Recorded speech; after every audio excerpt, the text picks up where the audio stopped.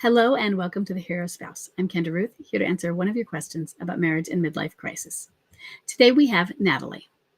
Natalie has a bomb drop of August 26, 2023, and a date of marriage of 2006. She has a clinging boomerang who is a low energy wallower. She says, my husband had an affair that ended 4 months after bomb drop. He's been home ever since. He worked with the alienator, and when he came home, he quit his job. That's very good. That's not how it usually works out. Okay. He quit his job and he now works 10 minutes from home. He put his wedding ring back on, but there's never any talk concerning what has happened. Okay. So we are running into some problems here. But if this is a midlife crisis, also that's normal. And you have a low energy wallower. So I've detached, mostly normal. Okay, good for you. And we talk and eat dinner together every night. He always makes sure he's in the next room to me and now leaves his phone around for me to see. I don't look, but just act kind and keep busy. He even now shares his location on the phone with me. He started to cycle a lot worse and now seems to be avoiding me. Okay. When I get home, he disappears into his room and he doesn't come out. Does he have his phone with him when he does that? Just out of curiosity? Okay.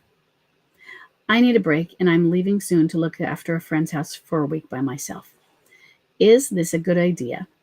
Yeah, I think it is. I think that's a good idea. And do you think this is where it starts to get worse before he moves to the next phase? In other words, she's asking, is this the MLC gets worse before it gets better? Is this what that is? Let's see. Prior to him avoiding me, he would sometimes carry my bags in from the car and always be wanting to chat. So this could be part of MLC 1. It gets worse before it gets better. MLC gets worse before it gets better. I've seen a few people describe this pretty well. Is the light at the end and the beginning of the tunnel is very clear when you're, say, at the beginning. You can see that light. And just like with any relationship, even with not MLC, one that's not MLC, when you break up, you may go back and forth a bit. Oh, you're not sure. Oh, we're not sure. And you might take breakups slowly even, especially if you have kids, for the adjustment. And so breakups are staggered and ragged and rocky. Same with a midlife crisis. You're getting used to it. You're adjusting. They're not usually ghosted, cut off, done. That feels really cruel, harsh, and it doesn't leave time for your emotions to adjust anyway. Sometimes they are that way with midlife crisis, but they're not always. They are also often jagged. They're crazy making. But part of it is because they can see that light from the tunnel and they still have that memories from before and they can still get you emotionally. And so there's these back and forths. But it becomes worse. Some because it becomes worse because of the emotional attachments and the freakouts, but also because they go further into the limerence with their limerent object. They become more set in limerence with that limerent object. Perhaps they feel you detaching more and they get scared, or you get scared. They seem to become more set in being apart. It feels like you're really apart, but they also get further into their escape and avoid and the fears that they're feeling. They start to monster more. And it doesn't always work out this way, but MLC often does get worse before it gets better. And sometimes it gets worse because you are becoming more detached. Sometimes because you aren't yet becoming detached. And so you feel that it's getting worse because it feels that way to you as they are still in it. And they're like, why hasn't she figured this out yet? She's still in it. But their behavior starts to escalate and escalate and escalate. It will especially escalate if you really aren't detached. And now you have two people who are emotionally entangled going at it together.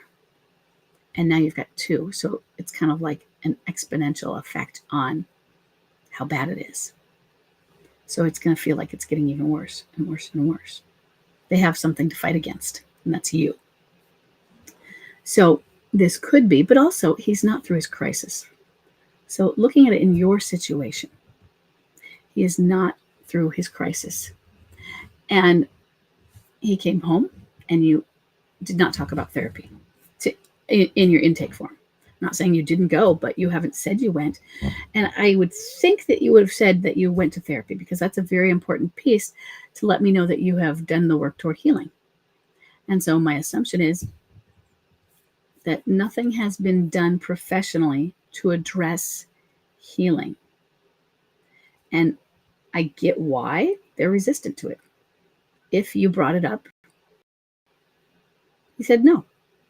If you didn't bring it up, he was going to say no. He wasn't ready. He was afraid of it.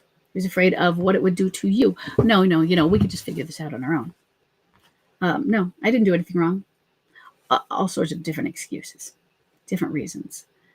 No, why do we need to do that? Why do you keep harping on this? Why can't we just look forward? Why do you keep bringing up the past?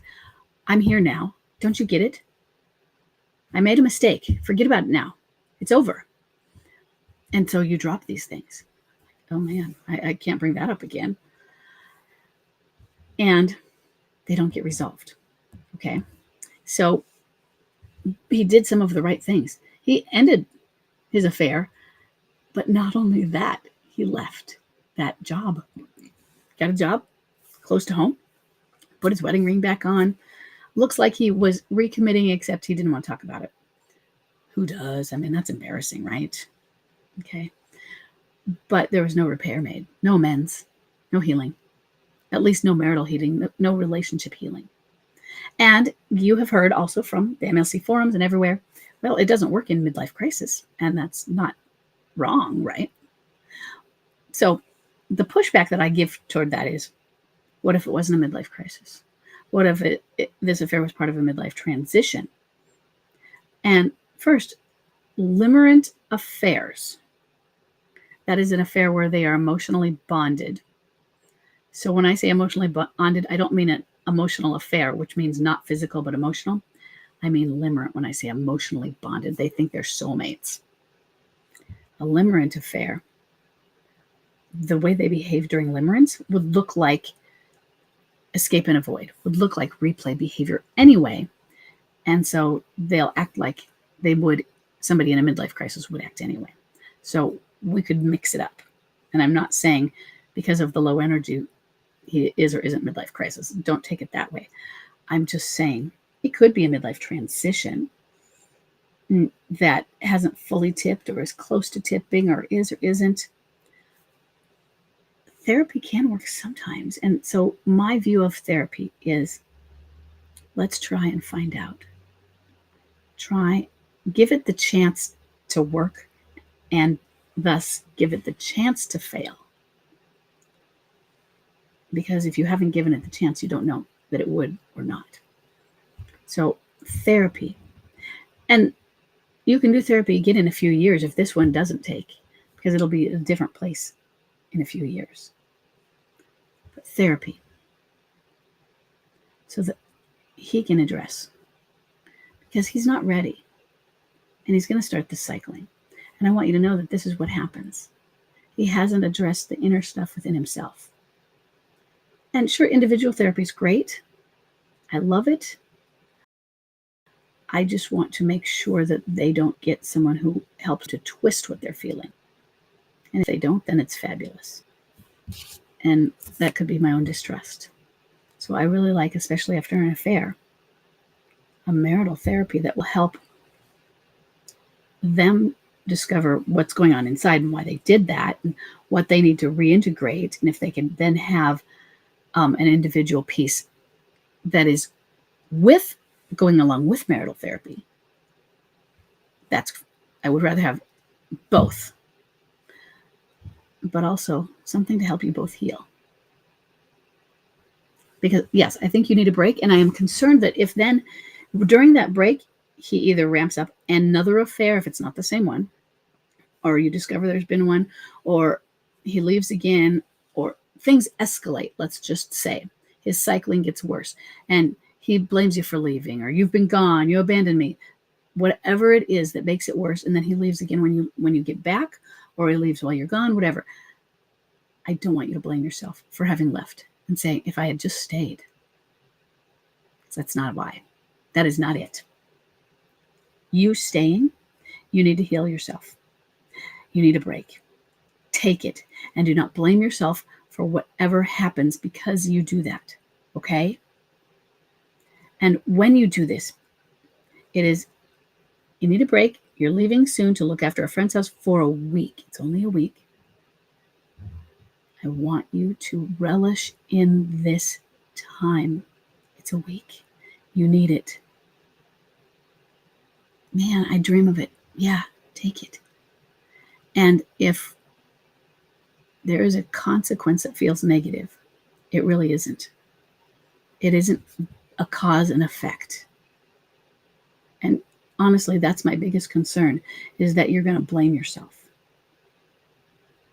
But somebody in a midlife crisis, it's not your fault, okay? That's not your fault. And yeah, MLC does get worse before it gets better. And he's cycling. And he needs some help. And he needs some empathy. And you can tell him, you know what, hon? I am going to give you some space for this week, and I'm going to have this space for this week. I just thought maybe we could take a break. And, because it's not a separation, right? You're just going to a friend's house. And that's a really good thing. It sounds like before that he was making an effort. But sometimes the effort really was just an effort. I'm going to will myself to be better, and I'm going to carry her bags, and I'm going to leave my phone out so she can see that I'm not hiding it. But sometimes it is a force of will.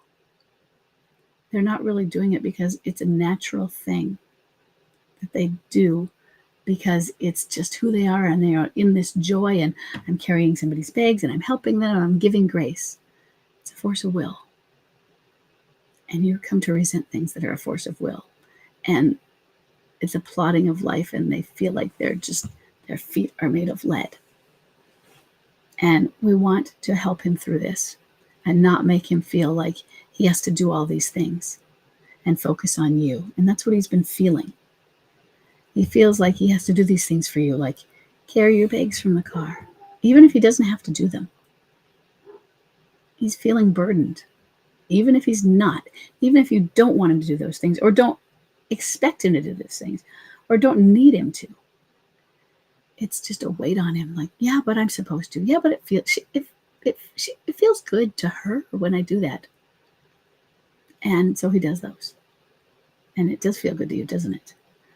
But some of it, it's just, he needs a break and you need a break. And he needs to know that he can take time too. And you can take time too. And maybe he needs to know that you'll still be there. Maybe. Okay? Maybe he needs to know that it's okay. But you need to know it's okay. Even if he does something like leave, like have an alienator. It's not your fault. Okay? I don't know if that's really what you wanted me to answer. But that's what I've got for you, okay? So I hope this is helpful. Okay? You can do it, Natalie. Go enjoy your